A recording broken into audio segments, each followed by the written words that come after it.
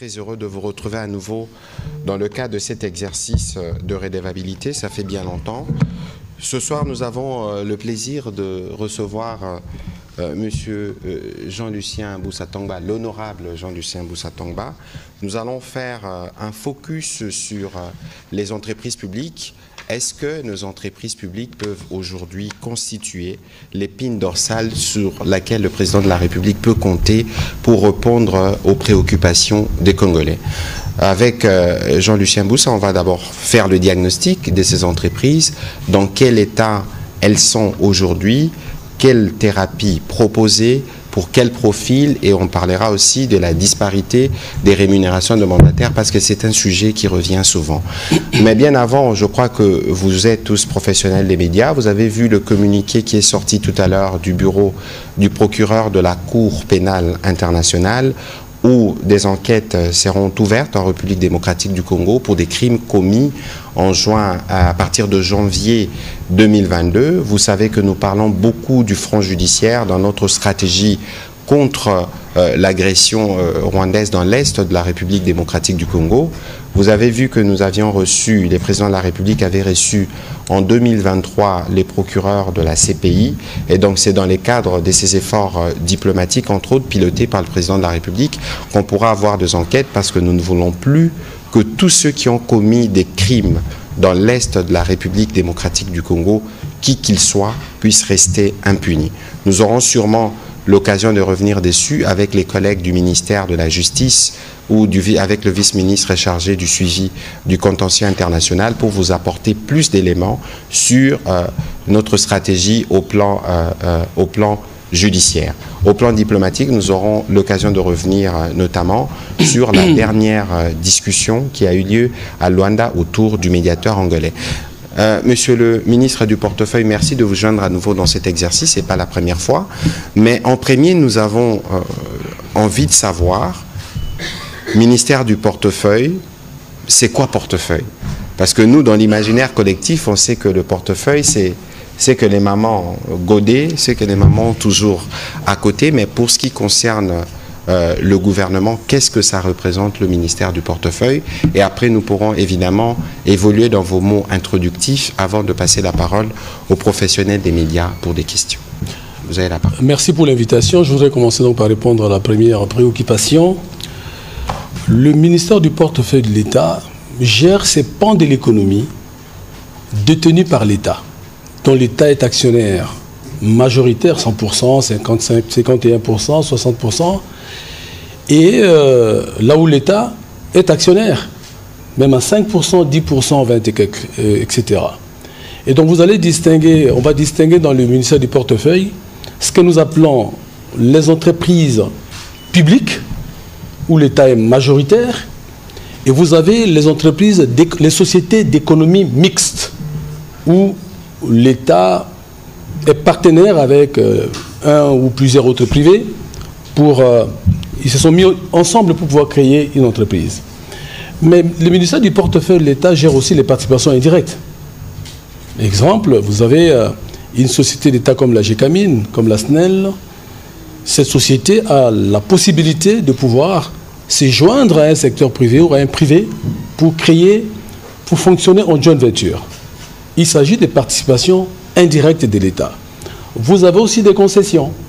Donc voilà cette panoplie d'actions ou d'intérêts de l'État qui sont gérés par ces ministères, qui a pour rôle de pouvoir gérer, prendre en charge l'administration et la gestion des entreprises du portefeuille de l'État. Sous d'autres cieux, ces ministères s'appellent ministère des entreprises publiques ou ministère des entreprises de l'État, simplement. Alors, monsieur le ministre, vous allez nous faire l'état des lieux, mais est-ce que déjà on peut connaître les nombres de ces entreprises publiques? Vous avez, dans la panoplie d'entreprises du portefeuille de l'État, 29 entreprises publiques. Et vous avez plus de 89 entreprises d'économie mixte ou des participations indirectes de l'État. Donc c'est important. Et c'est pour cette raison que je considère, et le gouvernement considère, Il faut replacer ces entreprises du portefeuille de l'État au cœur de l'économie. Mais ces entreprises couvrent quel secteur? Ces ministères couvrent quel secteur? Mais elles couvrent plusieurs secteurs. Vous avez les secteurs des mines, avec plusieurs entreprises et plusieurs joint ventures. Vous avez les secteurs des hydrocarbures. Vous avez Cobil, Sonaïdroc, Engen, que sais-je encore. Vous avez les secteurs des transports, l'ONATRA, la SNCC, transport en termes infrastructurels, mais secteur des transports en termes de services aussi, société aérienne. Vous avez les secteurs financiers, vous avez la Sofide, vous avez la Cadeco, vous avez les secteurs du tourisme, l'État est actionnaire à Grand Hôtel, n'est-ce pas? L'État est actionnaire dans d'autres hôtels aussi. Et donc vous avez autant d'entreprises et de productions et des services qui sont sous la tutelle et la responsabilité du portefeuille de l'État qui gère les intérêts de l'État dans ces secteurs-là. Voilà, Monsieur le Ministre, merci pour cette spécification. C'est très nécessaire d'avoir cette forme de pédagogie pour permettre à ceux qui nous suivent de bien comprendre la structuration et les missions que remplissent ces entreprises. Mais dites-nous alors, c'est quoi l'état des lieux que vous avez fait? Ben, lorsque le président, il plaît au président de la République, Madame la Première ministre, de me faire confiance pour présider aux destinées des ministères dans ce gouvernement, j'ai commencé par des consultations. Consultations documentaires, consultations avec les mandataires publics, et je note tout ce que tout le monde sait. Je note, il y a un problème de manque de performance de l'ensemble des entreprises du portefeuille de l'État. Cela est traduit par les résultats que nous avons. Les tableaux de résultats de ces entreprises indiquent très clairement, si je prends que les 3 dernières années, la quasi-totalité de ces entreprises ont réalisé des résultats négatifs. C'est le reflet à la fois d'une gouvernance peu acceptable, pour ne pas dire d'une mauvaise gouvernance, mais en même temps d'une gestion moins orthodoxe et non axée sur le résultat. Constat. Autre constat, c'est que les investissements stratégiques ne sont pas à la place qu'il faut. Très peu d'investissements stratégiques qui sont liés au corps des métiers de l'entreprise. Vous notez aussi que les charges d'exploitation sont très élevées. Mais ça ne se justifie pas. Mais aussi, les dettes sociales sont énormes, autant que d'autres catégories de dettes. Dettes fiscales, dettes financières et autres dettes. C'est ce qu'on note. Mais on note en même temps, et ça c'est positif, que les patrimoines ou les potentiels dont dispose l'ensemble de ces entreprises est immense. Pour dire, au-delà des difficultés que ces entreprises connaissent, il y a un potentiel qu'il faut explorer et exploiter. Il suffit simplement d'abord que la gouvernance soit améliorée, que la stratégique, problème lié à la relance des activités, parce que la plupart d'entre elles fonctionnent à la corne, et commencer à donner des réponses adéquates très rapidement afin de pouvoir inverser la tendance. Alors, plusieurs fois, ce sera peut-être la dernière partie avant que vous ne puissiez recevoir les questions de journalistes, vous avez présenté de notes en conseil sur la gouvernance, sur le profil des mandataires, et nous nous souvenons de cette note où vous avez abordé les questions sur les disparités des rémunérations. C'est contrastant de dire d'une part que ces entreprises ne sont pas en mesure de donner les services qui est attendu, mais qui est des mandataires qui ont des salaires faramineux. Voilà, donc la question de la gouvernance est présentée de quelle manière? Le premier constat est que les textes légaux et réglementaires qui organisent la gestion, l'administration des entreprises ne sont pas respectés. Pas d'égard pour ces textes. Ça, c'est de un. Et c'est un problème sérieux. Le reflet de ce non-respect des textes, par exemple, vous avez au sein des entreprises 2 organes. On peut même dire 3. Le premier organe, c'est l'un des organes, c'est les conseils d'administration. Vous avez les PCA, les administrateurs, et le directeur général qui fait partie de l'organe. Vous avez la direction générale avec un DG-DGA, et vous avez au sommet l'Assemblée générale. Qu'est-ce qu'on a observé? Est-ce qu'il y a des entreprises, je ne dis pas toutes, en tout cas la quasi-totalité des entreprises, où le président du conseil d'administration se confond à l'organe conseil d'administration. Il peut, dans son bureau, prendre des décisions qui engagent l'organe. Il n'est pas compétent pour ça. Il préside, certes, le conseil d'administration, mais il n'est pas l'organe. Deuxième chose, vous avez des présidents du conseil d'administration qui veulent gérer au quotidien, en lieu aux places du directeur général. Non, monsieur, vous n'êtes pas dans l'exécutif. Vous avez des directeurs généraux qui pensent que les résolutions du conseil d'administration ne les concernent pas. Le conseil a décidé, il n'exécute pas les résolutions du conseil d'administration, ce n'est pas possible. Et vous avez des cas où le directeur général adjoint n'a pas de place, tout simplement. Et pourtant, il appartient à l'organe direction générale. Il n'a aucune attribution. Il vient au bureau pour tourner le pouce et à certains égards, il est même moins respecté que l'assistant du directeur général. Lorsque j'observe et je constate que depuis que je suis là 3 mois et demi, la plupart des entreprises, des dirigeants des entreprises, passent le temps à se disputer sur des questions qui n'ont rien à voir avec des questions d'ordre stratégique. Il y a le déficit du management stratégique, il y a un déficit criant du management des risques. Ce qui a créé beaucoup de problèmes à ces entreprises. Il fallait régler cette question-là. Et la meilleure manière de la régler, c'est que j'ai fait une autre circulaire pour que chacun respecte les frontières de ses compétences et donner du contenu à la fonction du directeur général adjoint. Ça, c'est de 1. De 2, on a observé aussi que, finalement, on se pose la question, mais qu'est-ce qui se cache derrière ces comportements? Très vite, on va se rendre compte qu'il s'agit finalement, les gens sont en dehors de l'intérêt général. Le cœur de métier n'est pas la priorité. C'est des intérêts périphériques qui deviennent prioritaires. Il fallait mettre fin à cela. Et qu'est-ce qu'on décide de faire? Parce qu'on s'est dit, mais derrière les mandataires qui ne font pas cas aux textes légaux et réglementaires, qui passent le temps à se disputer, je ne dis pas que c'est tout le cas, hein, mais qu'est-ce qui se cache derrière? On essaie de gratter pour se dire, mais quel est le profil des mandataires publics? On se rend compte qu'à certains égards, le problème est celui des profils des mandataires publics. Il faut régler ces problèmes-là aussi. Mais alors, on observe en même temps, comme j'ai indiqué tout à l'heure, que sur 3 exercices, les résultats sont négatifs pour la plupart d'entreprises publiques ou du portefeuille de l'État. Mais lorsque vous voyez afficher les tableaux des rémunérations, c'est en contradiction flagrante avec le résultat. Ce n'est pas acceptable. À la limite, les rémunérations de mandataires doivent correspondre au poids de l'entreprise et au profil du résultat que l'entreprise réalise chaque année.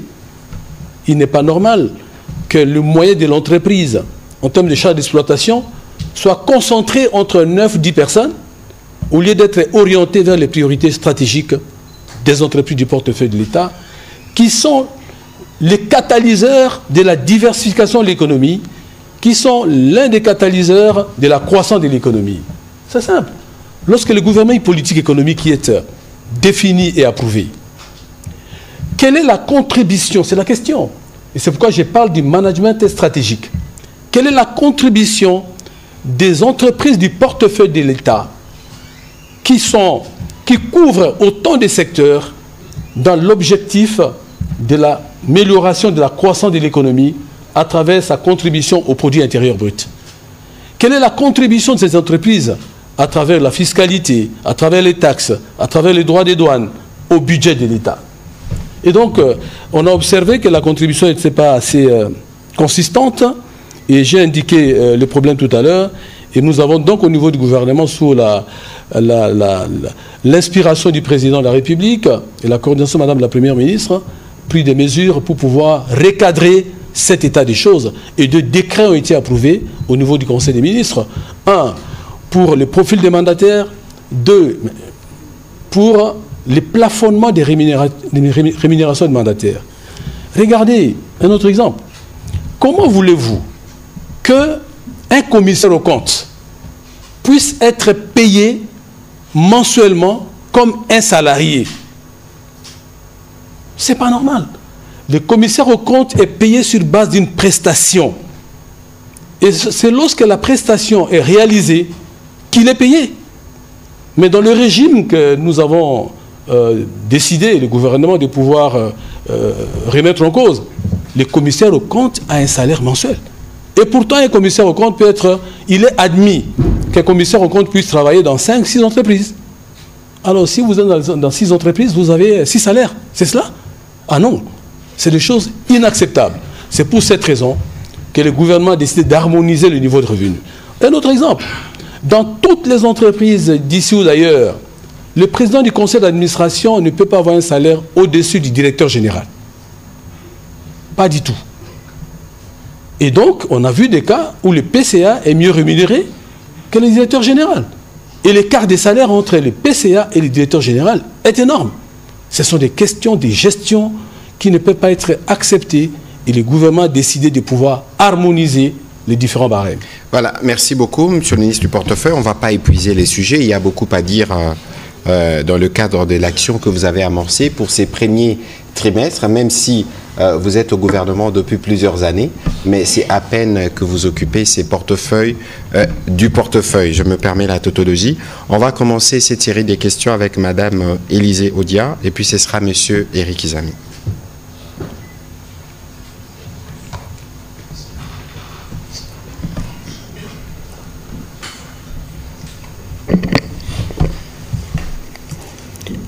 Bonjour, Monsieur le ministre. Vous avez parlé de la gouvernance, déficit en termes de gouvernance, peut-être de leadership aussi.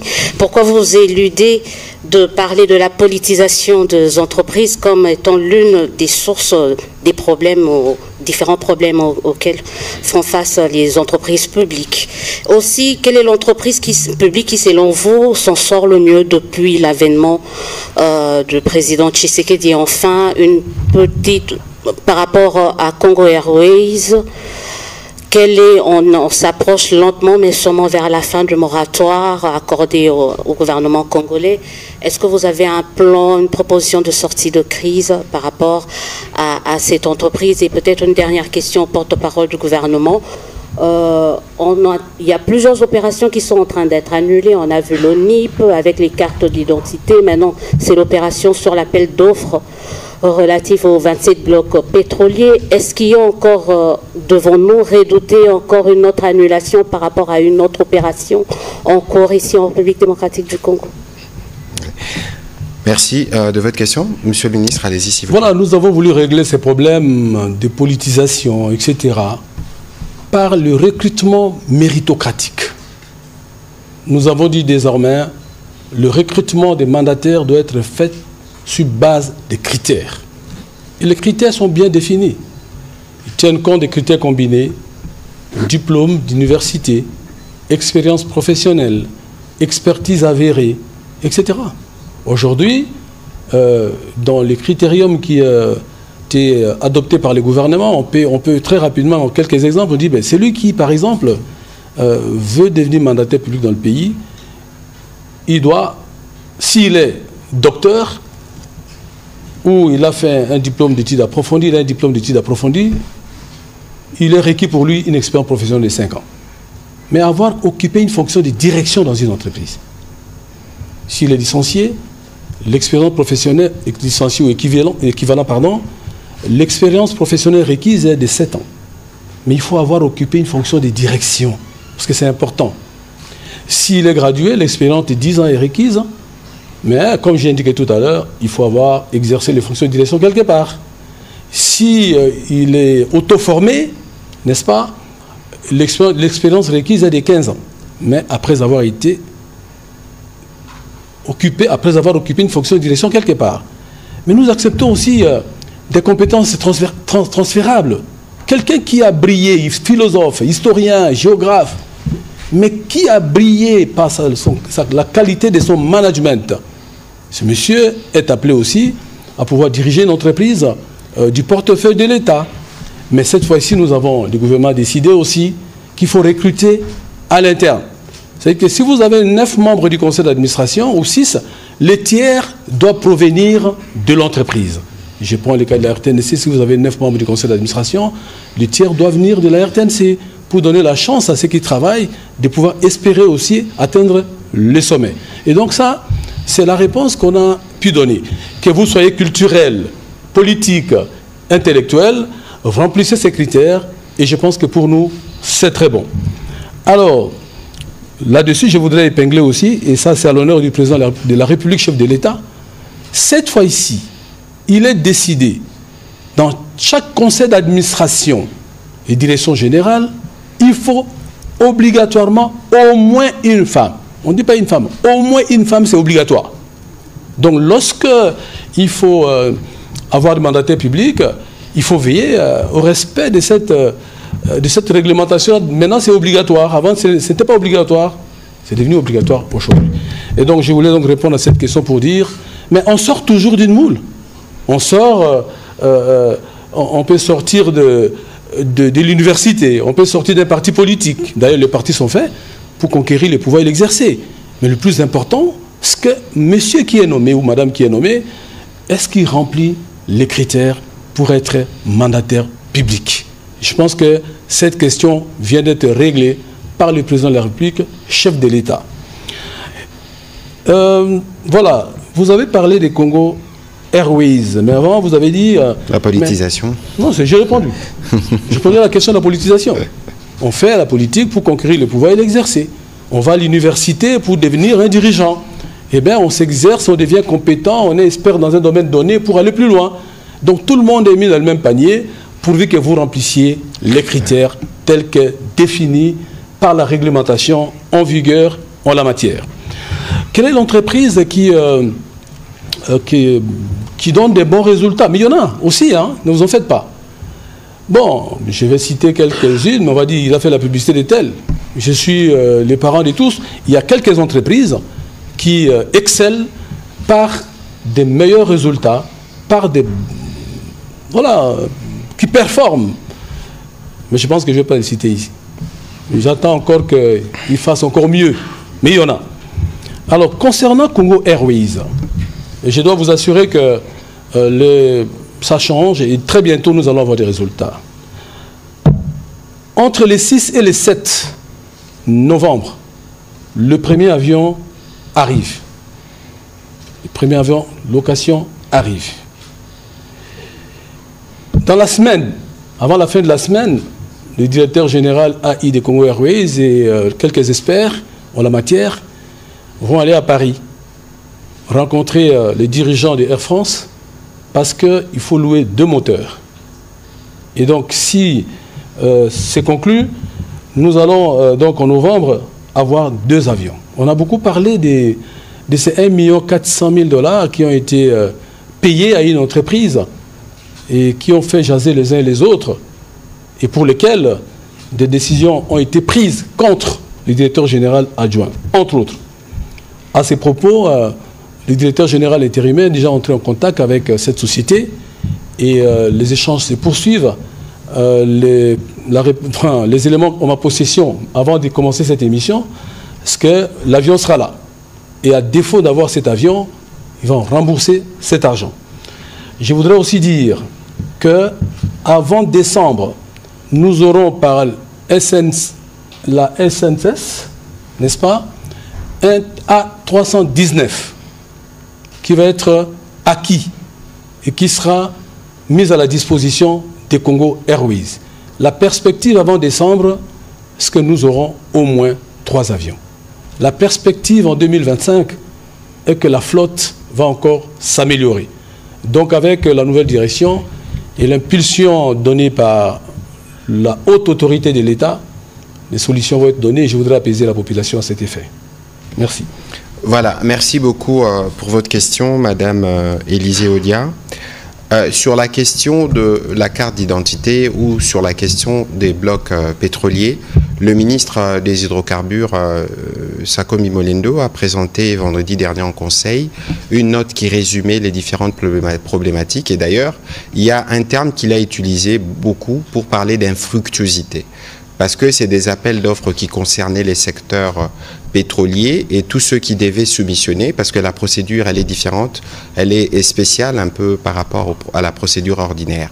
Et il y a eu infructuosité dans certains appels, donc il appelle pour le gouvernement de pouvoir relancer le processus. Je pense qu'à son retour, on pourra organiser un exercice où il pourra s'étendre abondamment pour expliquer les différents préalables et les points qui rentrent en compte dans l'examen des dossiers d'une telle sensibilité. Pour ce qui concerne la carte d'identité, il n'y a pas du mal. Il n'y a pas de mal à reculer lorsque, dans le ficelage du dossier, on a noté qu'il y avait des points à revoir. Donc, il ne faut pas considérer que lorsqu'il y a des éléments qui ne sont pas conformes à certaines procédures, que le gouvernement devrait s'entêter parce qu'il y a une volonté. Mais quoi qu'il en soit, je pense qu'au niveau du ministère de l'Intérieur, la question est déjà renoncée pour que très rapidement, cette question qui est centrale pour le développement du pays puisse trouver sa réponse. On va prendre rapidement la question de M. Izami Eric. Et puis ce sera Serge Seka. Allons droit au but parce que nous devons terminer dans 25 minutes. Merci pour la parole, Monsieur le ministre. Alors, le portefeuille passe pour être la maman de toutes les entreprises. Je voudrais savoir s'il existe un plan de relance, notamment de la GECAMIN. Est-ce que nous allons vivre la relance de la MIBA? Et puis, dans notre opinion, on enregistre plusieurs sons de cloche. Dernièrement, c'était avec, à tort ou à raison, on a cité les députés Bindoulé, Crispin Bindoulé, qui dirait qu'il y aurait 29 millions de dollars volatilisés, alors que prioritairement ça devrait servir à cet état des sièges au niveau de l'Ituri et du Nord Kivu. Alors, combien faut-il avoir de l'argent, par exemple, pour acheter des bateaux pour la relance de l'ONATRA? Alors, j'ai reçu il n'y a pas longtemps un monsieur qui connaît très bien la GECAMIN. Lui me dit il y a une usine de câblerie qui existe depuis le colon belge, et que cette usine-là pouvait nous aider à la production de câbles électriques. Dans nos quartiers ici, ce qui nous fait manquer parfois l'électricité, c'est aussi des câbles électriques. Et que ça exige seulement 16 millions de dollars américains. Alors, vous en tant que maman qui veut donner de la nourriture à chaque enfant, voulez-vous nous donner un plan d'attaque pour nous aider à revivre la mangeuse du cuivre, GECAMIN, qui pouvait arriver à donner 70% du budget national en son temps, et puis l'ONATRA. Moi, je suis un fils de l'ONATRA. Quand j'étais premier de la classe, mon père m'a amené en Bandaka. Aujourd'hui, un agent de l'ONATRA, je vous dis vrai, quand j'étais premier de la classe, mon père m'a amené en Bandaka. Mais aujourd'hui, un agent de l'ONATRA, je ne le vois pas oser promettre à son enfant qui est même premier de l'école faire ça. Merci. Merci. Monsieur le ministre, parce qu'il parle des entreprises bien au-delà de la question de l'ONATRA, je voudrais quand même que vous puissiez nous dire quelles sont les réponses que vous donnez sur la question spécifique de la MIBA. Ok, mais je voudrais profiter de l'occasion aussi pour vous dire que le gouvernement, pour répondre à toutes ces problématiques, a décidé de disposer d'une politique générale des entreprises publiques, qui n'existait pas avant. C'est quoi finalement? Vous avez une politique générale, une politique du gouvernement qui est définie. Vous avez des objectifs en termes de croissance, en termes d'emploi et autres, en termes de stabilité monétaire. Et vous avez ces pans de l'économie qui s'appellent entreprise du portefeuille de l'État, qui doit décliner les objectifs du gouvernement. Voilà pourquoi le gouvernement a adopté depuis 2 semaines la politique générale des entreprises du portefeuille de l'État, qui part de la gouvernance, en passant par la production, la commercialisation, la gestion de finances, la mobilisation du financement et les ressources humaines, la recherche et développement, etc. Une politique qui vient de se mettre en place pour répondre de manière cohérente à la question que vous posez sur la relance de la GECAMIN, mais j'ai dit sur la relance de plusieurs autres entreprises. Je vais vous énumérer quelques-unes d'entre elles, compris la GECAMIN. Et donc, maintenant qu'on a cette politique, j'ai déjà assigné tous les directeurs généraux de pouvoir, lors de la présentation de leur budget, mais démontrer ou inclure dans le budget le reflet de la politique générale du gouvernement en matière de production. La GECAMIN fait partie de cela, en matière de com, etc. Mais en même temps, le gouvernement a décidé de ce qu'on peut appeler une politique d'équilibrage des marchés en faveur des entreprises du portefeuille de l'État. En français facile, c'est une politique de préférence commerciale inter-entreprise. Qu'est-ce que ça veut dire? Ça veut dire que je suis la GECAMIN. J'ai m'approvisionne au carburant. Mon besoin annuel est de presque 20 millions de dollars. C'est un exemple. J'achète chez qui? Moi, je suis une entreprise publique. Il y a le groupe portefeuille qui existe. Et si au niveau du groupe portefeuille, j'ai une entreprise qui vend du carburant, ça s'appelle Cobil, ça s'appelle Sonaïdroc, ça s'appelle Ingen ou l'État 40%. La préférence devrait aller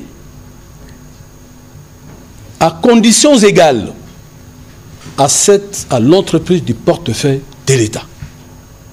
Nous sommes allés plus loin pour dire il y a des entreprises où l'État est actionnaire à 20%, 40%.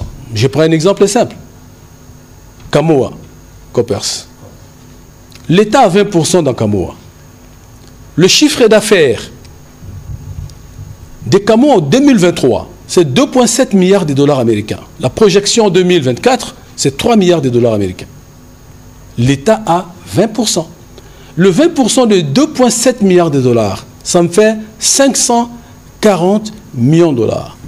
Comment j'ai fait pour avoir la maîtrise de la chaîne de production jusqu'à la vente du produit? Nous avons décidé que désormais, là où l'État est actionnaire, que le processus de sélection d'acheteurs implique l'État. Ça nous permet d'éviter que notre production ne soit vendue au rabais. Je reviendrai sur la GECAMIN. Nous avons aussi décidé que si Kamoa, par exemple, consommait quelque chose comme 90 millions de dollars de gasoil, mais nous avons 20% dedans. Les 20% de 90 millions, ça fait quoi? C'est 18 millions de dollars. Mais en tant que ministre du portefeuille, j'ai dit les 18 millions de dollars pour les achats du carburant doivent être accordés au partenaire qui est l'État et aux entreprises du groupe portefeuille. Ça permet d'améliorer le chiffre d'affaires des entreprises et par ces mécanismes de préférence inter-entreprises, de pouvoir par les moyens du portefeuille booster les entreprises du portefeuille de l'État au lieu de laisser courir les entreprises vers les banquiers, etc. etc. Alors, s'agissant de la GECAMIN, oui, mais vous avez raison, comme j'ai indiqué tout à l'heure, ça rentre dans le même cadre. L'ONATRA rentre dans le même cadre. C'est vrai que l'ONATRA a des problèmes, mais le gouvernement est en train de trouver les réponses. Et moi, je suis l'action qui se pose au niveau de l'ONATRA. Je vois que beaucoup de chantiers sont ouverts. J'ai été au nom du gouvernement inaugurer les trains qui, après plus de 2-3 mois, voilà, ne faisaient pas la route du Congo central. Beaucoup de quais sont en train d'être réhabilités, modernisés. Et donc, au-delà de la perception que nous avons, il y a un travail de fond qui est en train d'être fait au niveau de l'ONATRA. Vous savez que l'ONATRA est une mastodonte.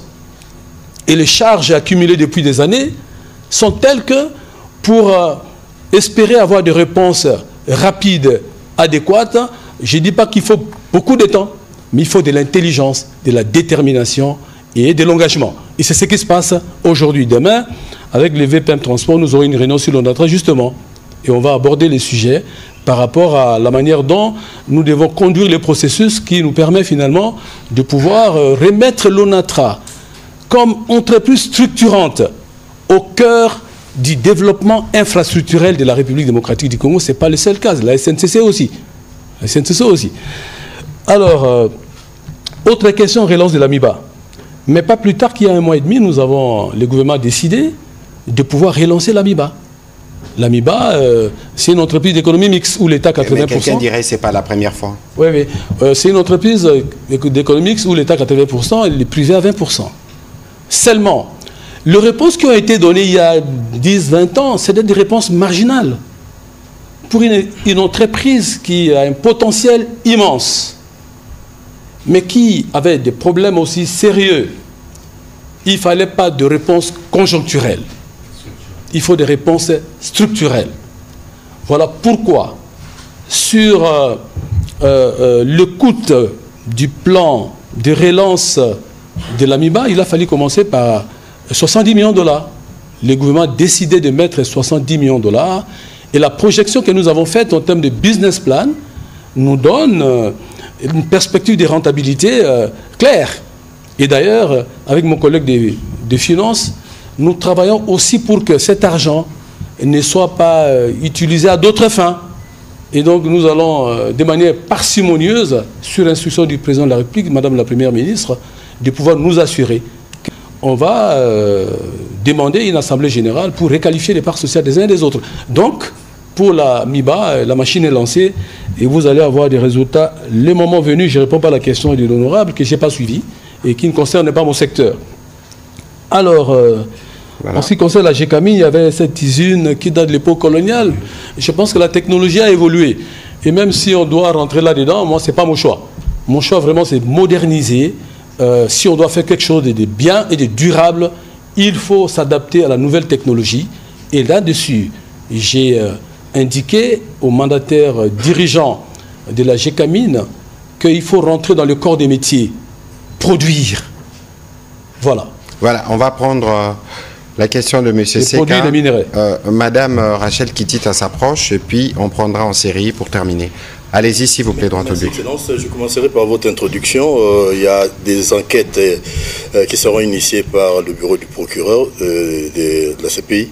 Si jamais il s'avérait que le Rwanda soit impliqué dans ce qui se passe là et que le Rwanda ne reconnaît pas la compétence de la Cour pénale internationale et le statut de Rome, ne serait-il pas une perte de temps à ce qu'on aurait peut-être... Et si vous lisez les communiqués du bureau du procureur, on parle aussi de la création, en tout cas on soutient la démarche de la République démocratique du Congo, de la création d'un tribunal spécial pour la RDC. Ici, la justice concerne tous les criminels. Je ne suis pas juriste et d'ailleurs je pense que nous pourrons avoir un briefing spécifique sur le sujet pour aller dans le fond. Mais ici, il y a une volonté qui a été déjà exprimée dès le départ par le président de la République, c'est que les crimes qui sont commis dans l'Est de la République démocratique du Congo, tous les responsables doivent être sanctionnés. Si vous regardez l'action de la Cour pénale internationale à RDC, elle s'était beaucoup focalisée sur le tourisme. Et donc aujourd'hui, il faut considérer que c'est une avancée majeure pour nous, parce qu'il est hors des questions que ces climats d'impunité puissent continuer dans un contexte général de répétition. Et donc vous voyez que nous avons, de ces points de vue, une bonne brèche qui nous a été lancée et une réponse qui est arrivée de la Cour pénale. On attendra donc avec nos experts, parce que pour rappel, il existe au sein du ministère de la Justice une task force dédiée à toutes ces questions de justice et cette task force travaille assidûment. Vous avez vu que les efforts ont été poursuivis par le ministre d'État Moutaba et son vice, mais c'est des efforts qui ont commencé depuis bien longtemps et qui impliquaient le président de la République lui-même, y compris la ministre d'État de la Justice sortante. Et donc nous, pour ce qui nous concerne, en tout cas pour ce qui concerne la justice au niveau de la République démocratique du Congo, tout sera fait pour qu'ensemble les enquêtes puissent nous permettre d'identifier les criminels. Et quoi qu'il en soit, ils répondront soit devant Dieu ou devant les hommes. Merci, Excellence. Je suis tout à fait d'accord avec les diagnostics que vous venez de poser en ce qui concerne les entreprises publiques. Mais il y a quelques années, dans le cadre des différents SRP, on a amené le gouvernement congolais à transformer les entreprises publiques en entreprises commerciales et que quelques années après, vous êtes là, à la tête du portefeuille. Pouvez-vous évaluer cette exigence de la Banque mondiale des partenaires qui voulait que Copirep puisse travailler à la transformation des entreprises publiques de l'État? Et la dernière question, avec votre autorisation, il y a des entreprises qui ont un grand potentiel, vous avez dit, mais qui sont peut-être cannibalisées. Je pense aussi à la CINAT, cimenterie de l'État, qui est à mal, qui attend peut-être l'oxygène de la part de l'État. Mais on préfère peut-être exporter du ciment alors qu'il y a le calcaire, il y a tout ce qu'il faut pour faire du ciment à des prix concurrentiels ici. Merci beaucoup. Plusieurs questions en même temps, allez-y. Donc à propos de la réforme de 2008, c'est vrai, la réforme est partie d'un constat selon lequel les entreprises publiques d'alors étaient considérées comme canards boiteux parce que le mot de gestion, certainement, n'était pas très bon, mais en même temps, il y avait une confusion entre les entreprises publiques de l'époque qui rendaient des missions de service public et les entreprises et sociétés commerciales. C'était ça le sens de la réforme. Mais aussi, la réforme avait permis de pouvoir changer un peu la structuration des organes. À l'époque, vous aviez un comité de gestion avec un PDG qui était lui-même président du comité de gestion. PDG, DGA, directeur administratif, directeur technique, administrateur, directeur financier. Ces modèles étaient considérés comme étant un modèle qui n'avait pas permis d'atteindre le résultat. Je ne critique pas ceux qui ont fait ça. Moi-même, j'étais au Parlement et au moment où les lois sur, la loi sur la transformation des entreprises publiques en établissements publics et sociétés commerciales ont été élaborées et adoptées. Le constat aujourd'hui est très clair. Vous avez le tableau des résultats, vous avez compris qu'on n'a pas atteint le résultat escompté. C'est clair et net. Maintenant, est-ce qu'il faut se cacher derrière ça pour ne pas donner de vraies réponses? Non. Aujourd'hui, le constat étant celui-là, nous avons identifié les vrais problèmes. Et je les ai indiqués ici. Problème de gouvernance, problème de gestion. C'est ça les deux problèmes les plus importants. Si nous nous attaquons à ces deux problèmes, je n'oublie pas les autres problèmes, l'endettement des entreprises. D'ailleurs, nous avons proposé au gouvernement, et ça a été adopté, des mesures de désendettement des entreprises, qui étaient un poids énorme pour ces différentes entreprises. Absolument. Et donc, si nous avons réglé les problèmes de gouvernance, si nous avons rationalisé la gestion des entreprises, quels que soient les modèles, nous atteindrons des résultats. Et les profits des mandataires. Il n'y a pas de panacée. Il n'y a pas de panacée. Je prends le modèle chinois. Il n'est pas identique au modèle congolais. Le modèle sud-africain est différent du nôtre. Le modèle ivoirien est différent du nôtre. Mais lorsqu'on compare ces entreprises-là, on sent que la différence réside dans la qualité du management, dans la qualité de la gouvernance et dans la qualité de la gestion. Voilà la différence. Et donc, pour ma part, il faut, et le gouvernement a bien fait de pouvoir le faire dès à présent, c'est d'insister sur l'amélioration de la gouvernance, amélioration de la gestion, la qualité du mandataire, le contrôle avec les audits. Nous avons commencé les premiers audits avec Congo Airways. Ça nous a donné des résultats. Il y a une deuxième mission d'audit qui sera envoyée très bientôt dans une société minière. Et nous allons, pour 2025, mettre un accent particulier sur cette question de contrôle-évaluation. Et je pense qu'avec des mandataires qui auront compris la leçon, que ça ne blague pas maintenant, on va aller plus loin. Voilà. Alors, le SINAT, c'est vrai. Le potentiel, en termes de gisement dont dispose SINAT, c'est un potentiel qui va aller jusqu'à plus de 60 ans d'exploitation. Même si on installait une usine qui avait la capacité de produire 1 200 000 tonnes. Aujourd'hui, la capacité de SINAT, telle que ça a été construit en 1974, 50 ans aujourd'hui, n'est-ce pas, est de 300 000 tonnes. Depuis 13 ans, SINAT ne produit aucun sac de ciment. Et moi, je suis descendu là-bas pour voir comment permettre d'améliorer l'offre de ciment à partir d'une entreprise tenue par l'État de façon majoritaire. On est en face de deux choix. Le premier choix est de considérer, ok, on garde l'usine telle qu'on cherche à réhabiliter, à moderniser. Question, mais ça sera pour combien de temps que ça va durer? Et ça sera pour quelle capacité de production, d'une part. Et puis, mais quel sera le niveau de charge d'exploitation pour des vieilles machines qui datent de 50 ans? À plus de 40 ans, je veux dire, l'équipement est complètement amorti, et physiquement et comptablement. Donc, c'est le premier choix. Ce modèle-là nous a amené à un coût estimatif de 28,5 millions de dollars américains. Moi, j'ai dit, ce modèle-là ne permet pas de pouvoir résister dans le temps, n'est-ce pas?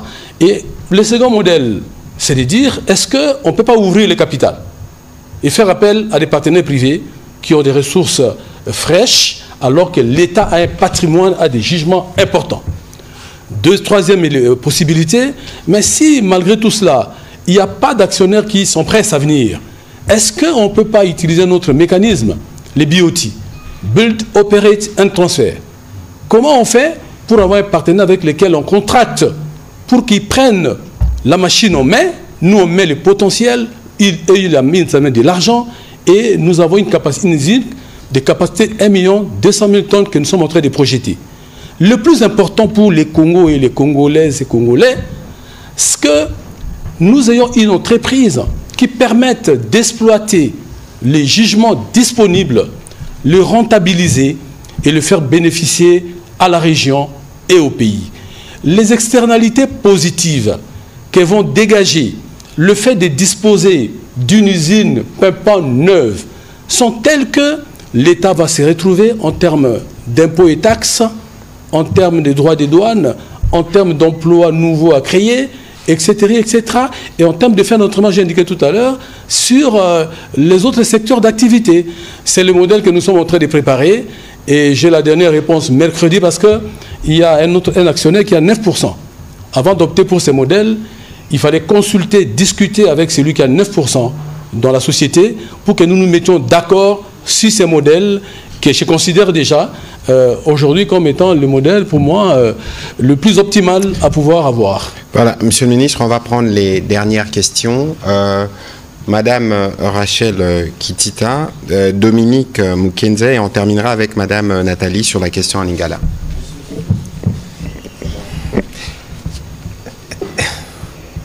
Merci beaucoup, Monsieur le porte-parole, pour la parole.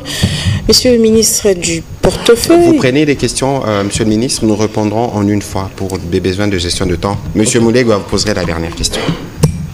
Alors, Monsieur le ministre du portefeuille, très belle intervention, des très très bonnes initiatives, mais je commencerai par la première question, c'est est-ce que vous ne craignez pas que ces initiatives de pouvoir changer la donne au sein des entreprises publiques de l'État vous créent des ennuis auprès de ces dirigeants de ces entreprises qui sont habitués à vivre dans un secteur aussi mafieux, un cercle mafieux, on va dire, la dynamique qui s'est créée autour de la gestion de ces entreprises publiques, puisqu'on va peut-être aller jusqu'à chercher des poux sur votre tête, mais même si je ne vois aucun cheveu sur vos têtes, mais permettez-moi de le dire, en tout cas, je m'excuse, mais en tout cas, ça sera ça, des chefs d'entreprise qui vont aller jusqu'à envoyer des partisans, leurs partisans, pour vous titiller un tout petit peu, puisque vous dérangez leurs intérêts. Est-ce que vous prenez vous-même la mesure de ce que vous faites comme travail et comment vous comptez vous y prendre lorsque vous serez bousculé dans ce sens-là? Alors là, je commencerai par la question... La dernière? Non, pas la dernière, ça sera des courtes questions, Monsieur le ministre, s'il vous plaît. Est-ce que vous avez un chronogramme pour les audits que vous allez envoyer dans ces entreprises, puisque la culture de la sanction, la population a beaucoup attendu. On va attendre ça jusque quand vous commencez aujourd'hui, jusque vous avez un deadline pour pouvoir auditer toutes ces entreprises et sanctionner positivement ou négativement toutes ces entreprises. Alors, l'autre question, c'est la question du copyright. Est-ce qu'aujourd'hui, vous pensez que le copyright a montré ses limites et après, ça sera quoi au-delà du copyright? Monsieur le porte-parole du gouvernement, vous nous avez beaucoup parlé et chanté la salubrité médiatique depuis la prise de vos fonctions. Aujourd'hui, on n'en parle plus.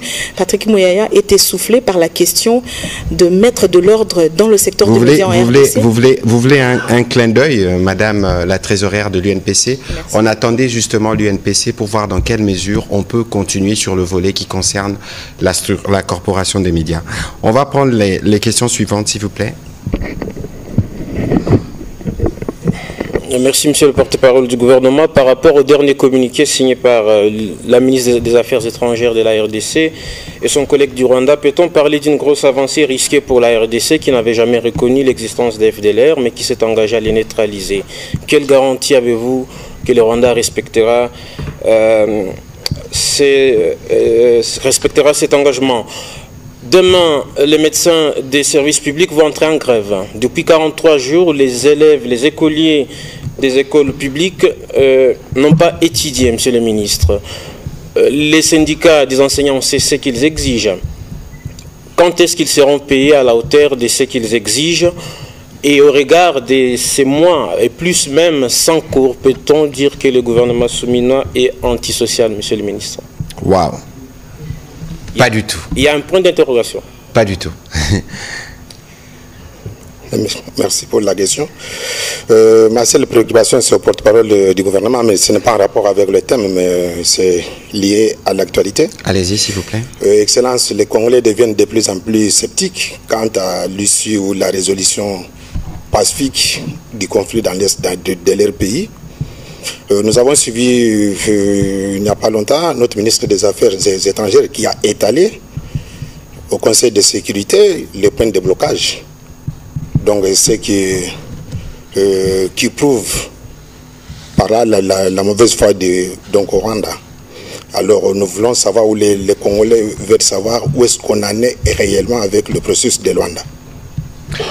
Merci. La dernière question en lingala. Merci. Motuna nanga ezali ete toti ko ka koloba ete otali si moko simana mususu bankokoso eye misala to ba entreprise ya portefeuille ya l'État écoutez nango otangi bongo banyongo pe bongo na bongo kasi nini oyo otie na bisika pote yango ezonga lisusu na pasi wana te pote ezongela makasi na bongo ya kala. Alors question mi balé ezali ete olobeli pi makambo etali ba marché inter-entreprise kasi yango ekomi wapi. Merci. Voilà, monsieur le ministre, vous avez 3 minutes pour balayer toutes les questions. J'espère. J'espère aussi. Hein. Alors donc, merci pour toutes les questions. Pour Madame Rachel, je voudrais simplement dire que la réforme n'a pas d'amis. Et pourtant, la réforme est indispensable aujourd'hui. Les réformes sont indispensables dans ces secteurs clés de l'économie. C'est l'avenir du pays qui est en jeu. C'est l'économie de la nation qui est en jeu. Et ce sont nos enfants, nos petits-enfants et nos arrière-petits-enfants qui ont besoin de trouver un contexte économique valorisé, où chacun trouve des réponses à son problème. Ça, c'est de un. Et pour ça, il faut de l'audace.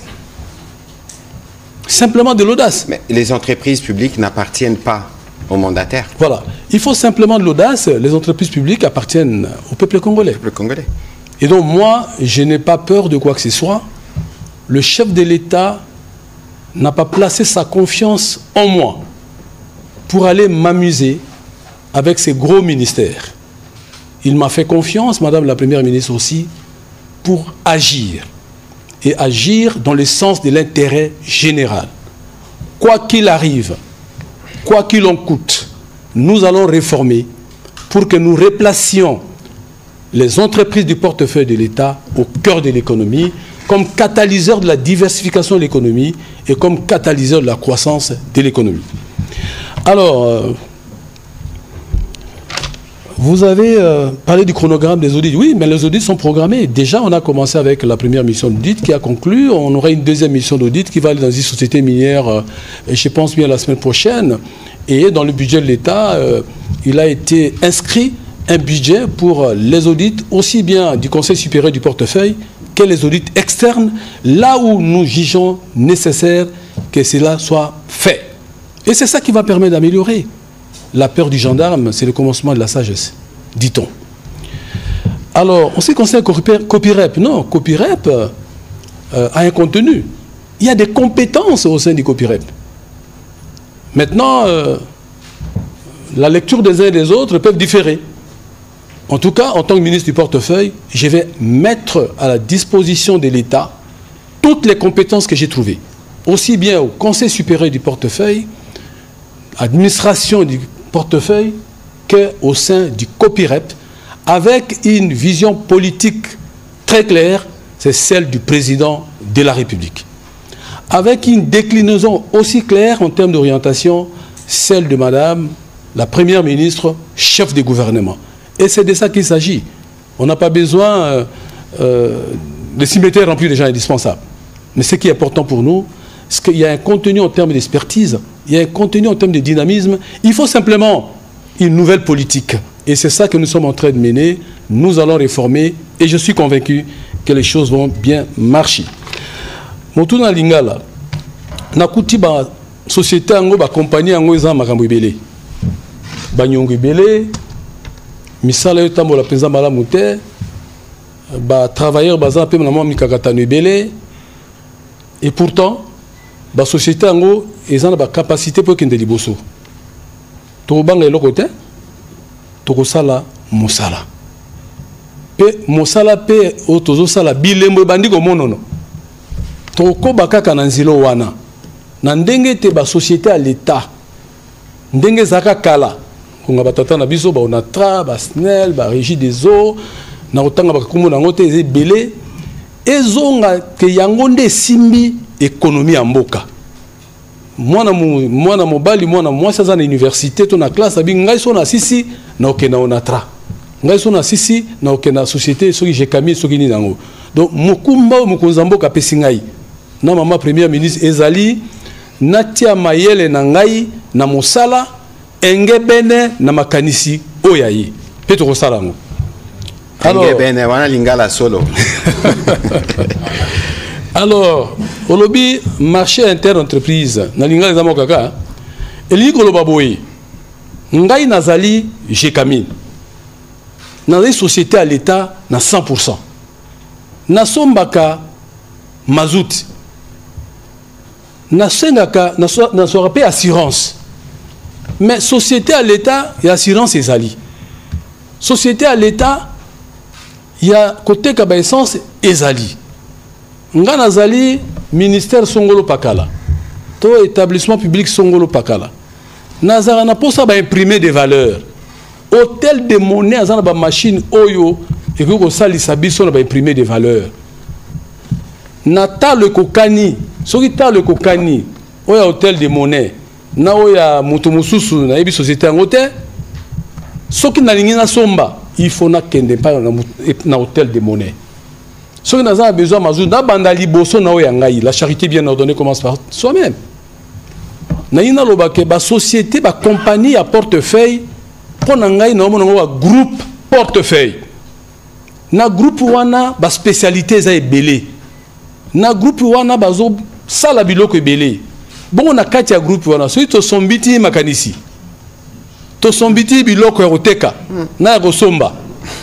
To komisa économie na biso likolo pour la société moko na tanga ikobilawa na tangi sona hydroc so bazozwa mbongo ya Jekami no somba carburant et côté pa na bango misolo na bango ekoma ebele pe économie et okende liboso et bandi déjà ko salama na signé hors de mission lobby non samedi pour na ke bande kwa kobil ba kende na société minière katanga na benga ki Jekami na benga société minière na ndenge te na komelaki bango avant na ndenge te désormais eza ko bebisa mbe kwa concurrence te ba payo baza na mboka na biso lelo oyo balingi bazo économie na biso bakanga ngo singa bon auto ticket nango ezali ba entreprise ya portefeuille soki pe to tiki yango bakanga singa et ozala mobulu siko bana biso ozala nini mosala to salango na tango na robanga te pe na tango ozonga simate. Voilà, merci beaucoup, Monsieur le ministre du Portefeuille. Je dois confirmer que, effectivement, les questions qui concernent les réformes des entreprises publiques au gouvernement, vous avez des soutiens à la fois de l'autorité suprême, le président de la République et de la Première ministre, et de nous tous d'ailleurs, parce que nous comptons sur cela pour financer les différents engagements du président de la République. Alors, sur les questions qui m'ont été posées par Pascal Mulego et Dominique Mukenza, c'est des questions qui se recoupent dans la guerre dans l'Est, nous les disons tous les jours. Depuis le début de cette guerre, c'est que nous sommes engagés avec le président de la République dans sa résolution définitive. Parce que c'est des problématiques qui datent de 30 ans. Elles sont complexes, elles sont interliées. Il y a de l'économie, il y a les judiciaires, il y a les militaires, il y a les diplomatiques, il y a les médiatiques. Aujourd'hui, tout à l'heure, en début de ces programmes, nous avons parlé du progrès que nous avons. Si vous regardez le communiqué du bureau du procureur, il vous rappelle que depuis 2004, parce que nous avons vécu des violences à répétition, mais là, avec l'engagement du président de la République, on va entamer une phase qui sera déterminante dans la vérité. Pour ce qui concerne l'étape des Luanda où les discussions sont en cours, ce qu'il faut noter, c'est que depuis le début de cette crise, nous avons travaillé à débarrasser le Rwanda de tous ces faux prétextes. La question des réfugiés, il y a un accord qui a été trouvé autour de l'ACR. On en a parlé plusieurs fois. La question du discours de haine imaginaire. Vous vivez dans Kinshasa, cette question, il n'y a pas.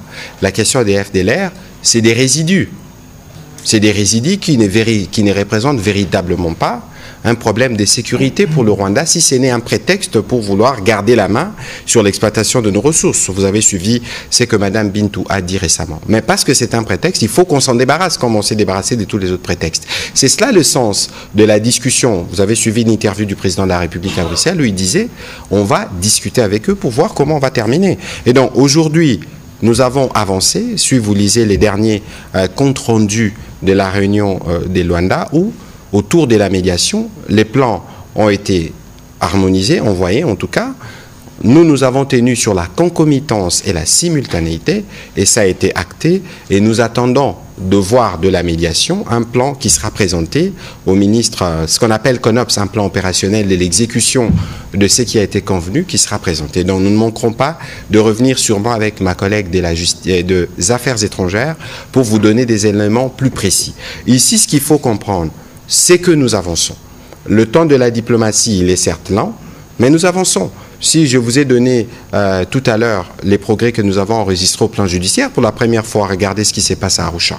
Donc il faut considérer que nous sommes sur la dernière ligne droite qui va nous permettre de régler la problématique principale de la guerre, mais aussi d'apporter des solutions, parce qu'il y a la question du PDDRCS, il y a la question, on a créé la réserve armée des défenses, toutes ces institutions-là ont été créées dans les besoins d'apporter une solution durable à la problématique de l'Est. Sur l'autre volet de votre question, vous avez suivi la Première ministre dans son exercice récemment où elle a abordé toutes ces questions.